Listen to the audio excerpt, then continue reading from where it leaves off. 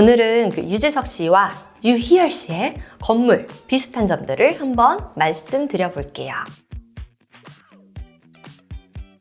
안녕하세요. 빌딩 여신 이유라 이사입니다. 워낙에 비슷한 위치에 있는데요. 제가 봤을 때 비슷한 점으로 첫 번째는 바로 출입구 너비, 그러니까 건물 대지의 전면 길이가 거의 유사합니다. 코너가 아니다 보니까 전면이 한 면만 도로와 접해 있거든요. 그래서 건물의 출입구나 주차장 진입로를 할 때 이 전면의 길이가 특히 중요한데 건물 매입하기 전에 사례 분석을 충분히 해주신 것 같고요. 그리고 두 번째로 비슷한 점은 도로의 너비입니다. 강남 같은 경우에는 4m 도로가 굉장히 많아요.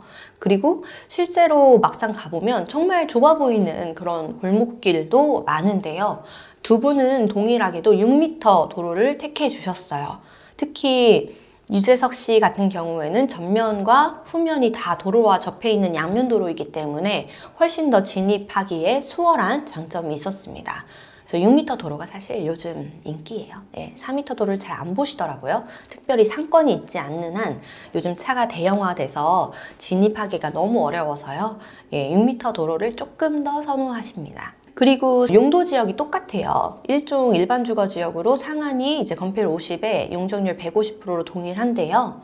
대지의 방향이 비슷합니다. 대지의 방향은 일반 주거 지역에서 굉장히 중요합니다. 왜냐하면 일조권 사선을 받기 때문에 건물의 대략적인 일조권 사선면을 판단할 때는 주변의 신축 사례가 중요해요. 근데 유재석 씨가 매입하기 전에 유희열 씨는 이미 신축이 완료된 건물을 샀기 때문에 이미 지어져 있잖아요. 그래서 지어져 있는 건물 가셔가지고 이렇게 나도 지으면 되겠구나 라는 판단을 해주시지 않았을까 그런 생각을 합니다. 그래서 제가 유재석 씨 건물 매입에 유희열 씨 건물이 좋은 참고 사례가 되었을 것 같다 라는 생각이 들더라고요.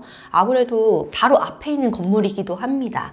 이 지역 같은 경우에는 엔터사 그리고 디스패치 그리고 영상 음향 이런 업계가 좀 많은 지역이에요.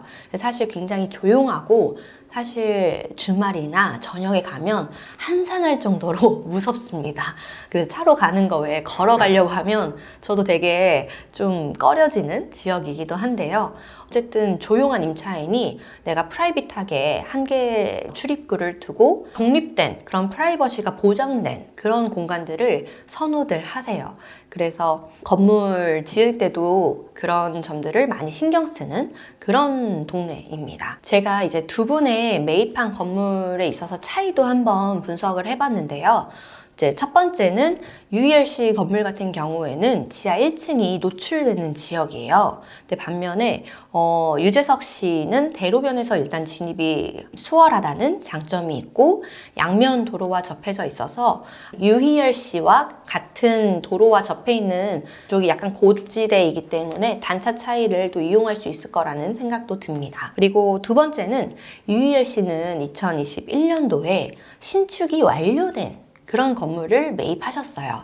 그래서 이제 안테나가 임대를 해서 쓰는 형태로 보여지고요. 반면에 유재석 씨는 신축을 앞으로 해야 될 그런 부지를 매입을 하셨습니다. 그래서 그 차이가 있는 것 같아요. 그리고 세 번째로는 대출 비중인데요.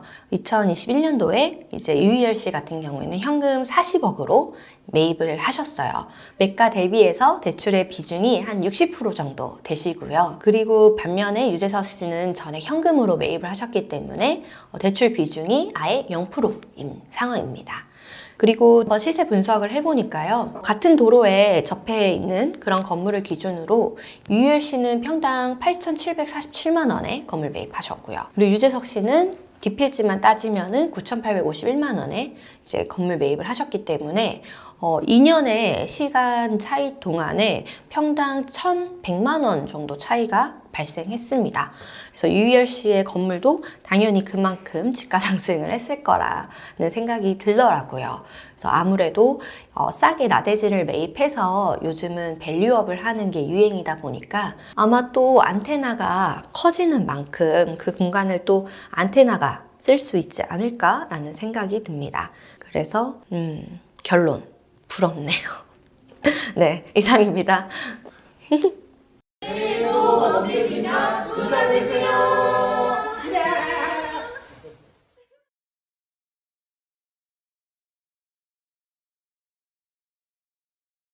pussy.